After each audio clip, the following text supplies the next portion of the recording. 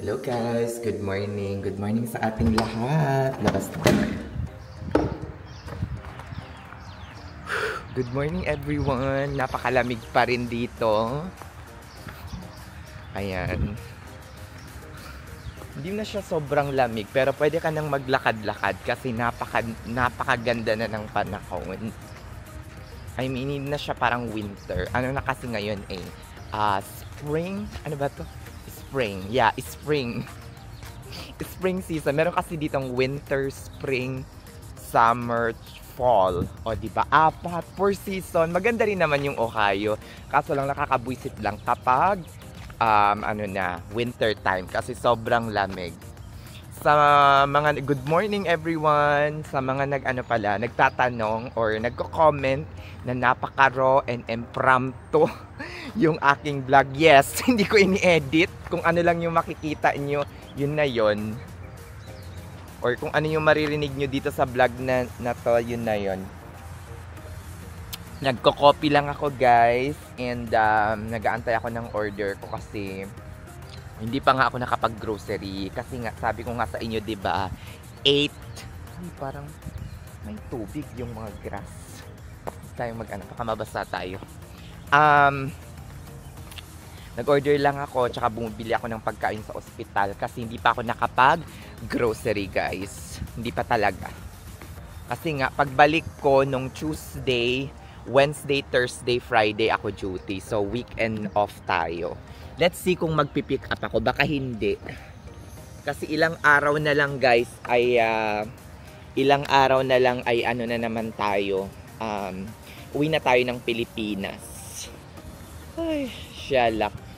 Ayan, naka-jacket pa rin ako, thick coat kasi nga medyo malamig pa rin.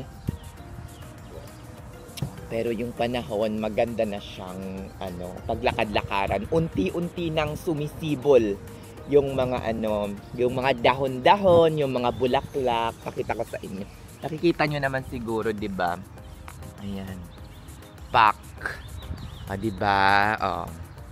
Unti-unti na siyang sumisibol, guys. Tingnan nyo. Ito yung sinasabi ng anak ng beshi ko na daw. Yung bahay ko daw parang aesthetic. Naloka naman ako sa aesthetic na 'yan. Aesthetic. Baka aesthetic na ang sinasabi nun baka aesthetic na makaluma. Siyalak. Bisara. Doon pala sa nag-comment about sa Mazda CX-30 or sa sasakyan ko. Meron kasing doon parang nag-vlog ako before na I regret buying a car, parang pinagsisisihan ko. At some point guys, parang pinagsisisihan ko siya na bumili ako ng brand new, no? Pero at the same time, sabi ko nga lahat naman ng nangyayari sa ating sa atin, sa buhay natin ay may dahilan. May dahilan naman siguro kung bakit napabili ako ng brand new para hindi na ako magkaproblema within the next 3 to 5 years, ganyan. Kasi nga hindi naman ako expert sa pagre-retoke or pag-aayos-ayos ng car just in case masiraan. So, maraming advantages ang naibigay sa akin ng pagbili ng brand new car. And at the same time, guys, anong tawag dito?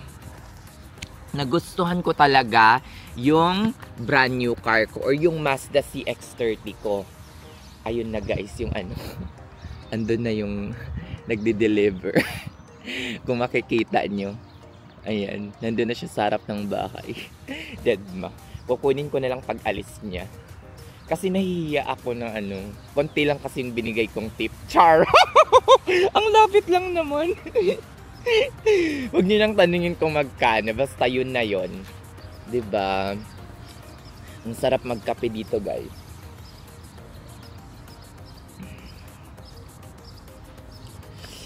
Kunin na lang natin pagkaalis niya. Dito ba tayo kakain? Dito na lang siguro. Ayan, habang humihigop ng mainit na kape at kumakain ng Chick-fil-A. Char, shalak! Bisara talaga. Ayun, about sa Mazda CX-30 ko, nagustuhan ko siya kasi ang CX-30 ko na yan, parang napaka-ano siya, napaka-sporty, kahit yung mga, mga steep hill, na ganyan, kayang-kaya yung mga baha nga kagabi. Alam nyo ba kagabi, ang lakas ng ulan, so may mga roads na parang binaha. Naku, day, as in, ganun. As in, bet na bet ko talaga yung car ko, in fairness. So, I'm so happy kasi yan yung napili ko kasi maski sa snow, napakakapit niya, as in, sobra. Hindi ako masyadong nai-slide talaga ng bonggang-bongga, guys.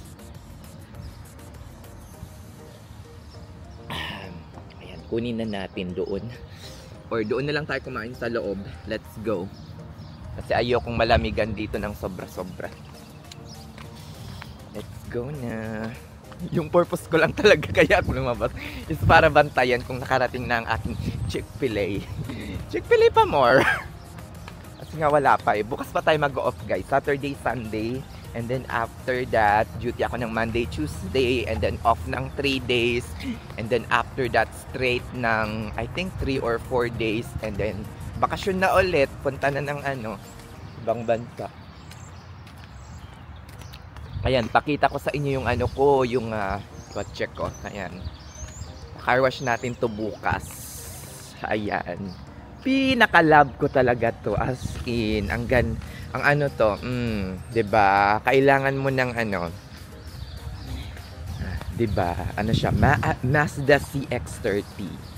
Siya, parang compact SUV. Yan, let's go na, mga syalak. Lamig na yung mukha ko kasi andito na yung pala. Andito na yung aking pak syalak. Ayan. Ayan. Ayan guys.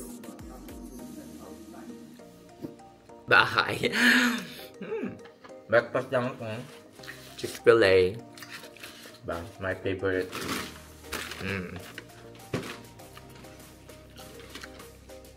Mike.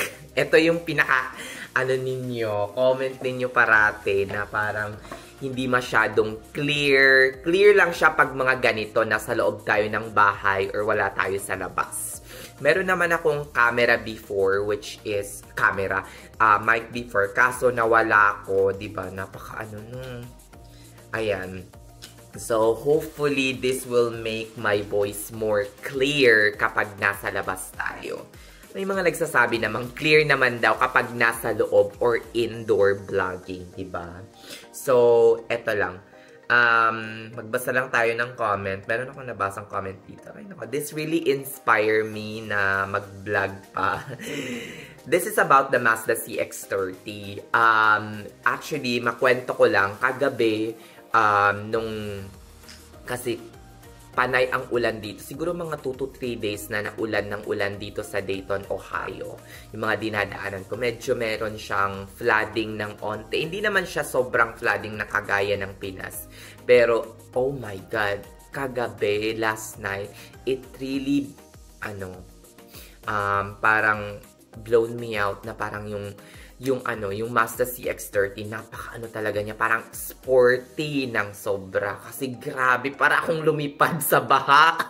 Yung ibang mga mga sedan car na, pauwi na ako siguro ng mga 12 o'clock nun, or 12:30, mga ganyan.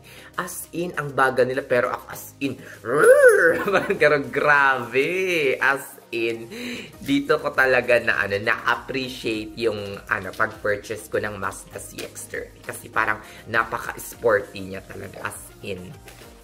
Anyway, sa nag-comment about sa Mazda CX, hindi pa ako nagsisisi. In fact, I feel that it's really worth it. Super duper worth it, Ayan, sabi dito, super like ng hobby ko to get that car. Yeah, it's really nice. Parang siya, for, nakakamacho in short. Yeah. Soon, punta na kami dyan. Your vlog, nakaka-lighten up ng day. Basta cute, keep it up. Yeah, thank you so much, sa magandang comment. I love it. Ayan, meron pang isang nag-ano. Basahin lang natin ito. Oh, ito pala sa ano. About sa nag-comment about sa Grindr. Nako, I think I've already stopped long before yung pag-grinder na yan. If you're really blessed and you're happy with your life, talagang matitigil mo talaga yung kalandian. Diba? Ewan ko, hindi na ako masyadong sobrang hyper simula nang dumating ako or tumungtong ako ng 30s ko. Ayan, dito na guys. Kaka-receive ko lang. Ang bilis lang. In-order ito ng friend ko kahapon at around siguro mga 4 o'clock, 5 o'clock ng hapon. Dumating siya ng maaga or early morning. Siguro around mga 4. Ang expected arrival niya kasi is 4 a.m. hanggang 8 a.m. Ganyan. Early morning. So, meron na tayong camera, mic, in fairness. Ayan. Katulad din siya nung mic na nawala ko. At least, meron pa siyang parang packet or lalagyan. Suppose, doon ako mamimili sa Thailand kasi nga merong DJI store din doon, diba? Kaso, hindi na ako nag-antay kasi gagamitin ko siya for my upcoming travel. Diba? Meron siyang mic, meron siyang yung parang little piece na parang ano, ito. Mahal to guys, actually. Sana hindi ko siya mawala ulit. Hopefully not, diba? Nagko-copy lang ako ngayon. And then, after this, maliligo ako, pupunta ng gym. And then, dara na. Oh! Anong oras na? Maglalaba muna pala ako, 9:36 na. Maglalaba muna ako kasi mamaya mag-i-empake na ako. In about 9 or 10 days, lilipad na ako. Lilipad ka na naman. Shalak.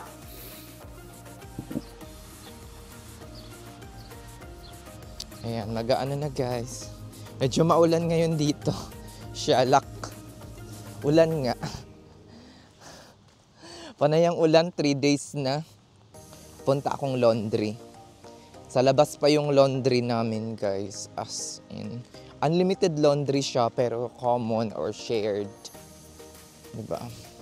Pero hopefully pag makalipat tayo ng Texas, ano na, sa atin na.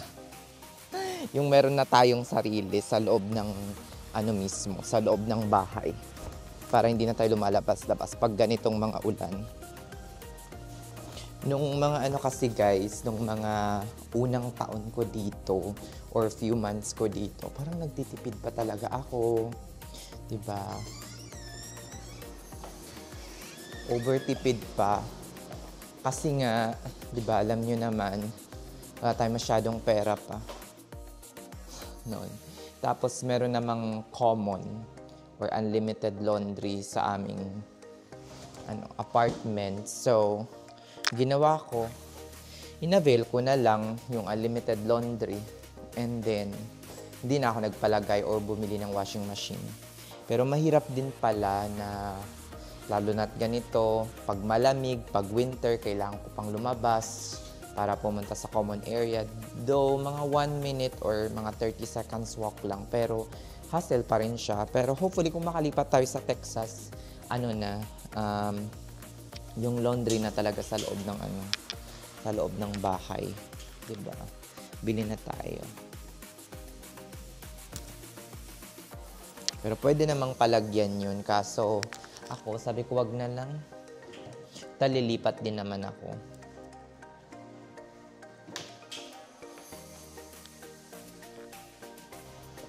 Yan, tingnan nyo guys, so buhay na yung mga grass. Pak. Maulan dito pag spring. Pero in fairness, green na. Nadidiligan na ang mga grass at mga puno ng ulan. Diba? Sana all nadidiligan. Diba? Saraha. Yan. Halatang bagong gising, wala pang ligo. Shelak!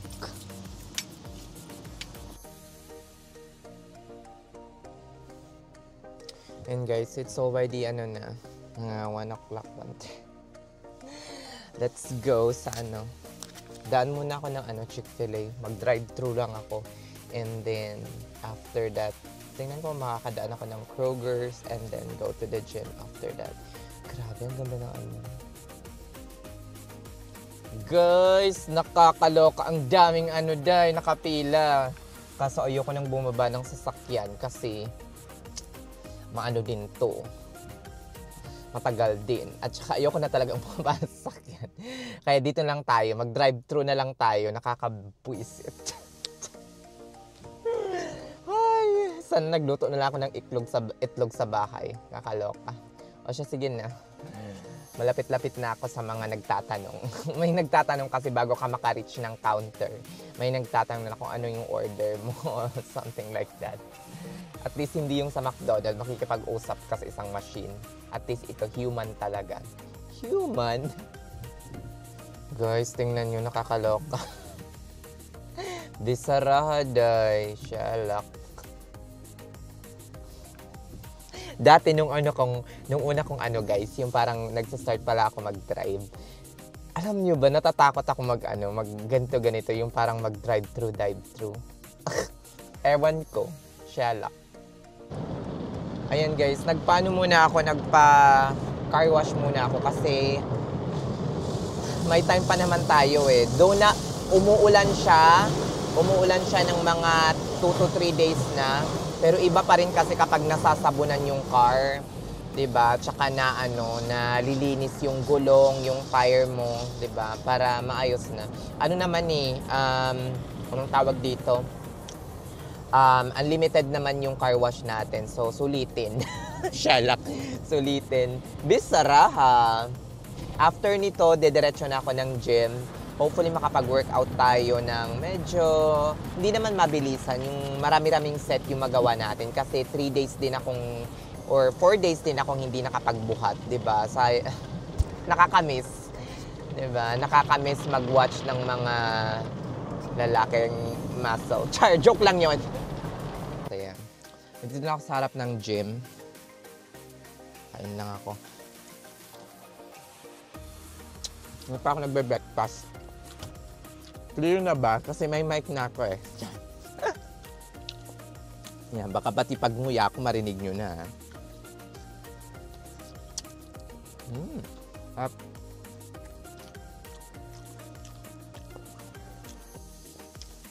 Magkano ba yung ganito kalaking salad sa pag sa mga Kroger, pag sa Costco, nasa mga 6.9 or $7 lang.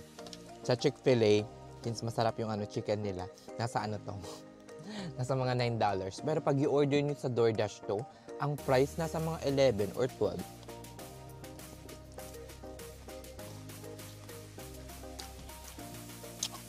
Iba talaga yung price ng maski meron pa kayong Dash Pass. As in, mahal pa rin. Maski, di ba yung Dash Pass, libre, free delivery. Mahal yung presyuhan niya kumpara sa mahal yung presyuhan niya kumpara sa dito gusto siguro magpa-park. Lahat, pag pag summer, lahat ng tao nagpa-park away from the gym. Kasi gusto maglakad-lakad. Pero pag rainy season ganito, na past spring na siya, lahat ng tao gusto mag-park malapit sa siyempre, natatakot mabasa ng ulan.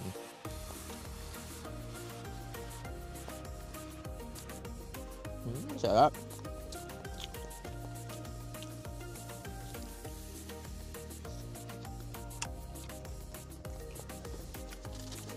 Order din ako ng Chick-fil-A. Pero filet lang siya na chicken. Nasa $4 or $5 ata to. Sarap.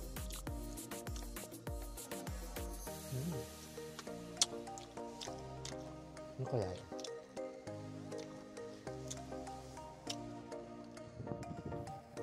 Ayan, hello guys. 6 o'clock na. Gusto ko pa sanang mag-Costco. Ayan, parang ang gulo ng buhok ko ah. Gusto ko pa sanang mag-Costco kaso wala na dahil. Sara na yung Costco. So, bukas na lang tayo mag-Costco. At around 10 a.m. 10 a.m. pa sila magbukas. Pag weekend kasi, late sila nagbubukas. Early din sila nagsasara. Pag weekdays, nasa 8:30 yan nagsasara dito sa amin. So, let's go. Nakakatapos ko lang mag-workout. 3:30 or 4 o'clock ako pumasok. Oh my God, grabe. Kapag nag-workout ka talaga, nakasama mo yung cellphone mo as in, ang daming nasasayang na oras. O siya, sige na, magdadrive muna ako, pumunta muna ako ng Costco. How I wish guys, meron akong parang pwedeng magnetic dito na pwede kong ilagay yung camera ko para nakakapag-vlog pa rin ako while driving. Char! Charis lang. O siya, sige na. Muna ako. Ang gulo ng buhok ko. Hindi siya maganda yung ayos. Pasensya na.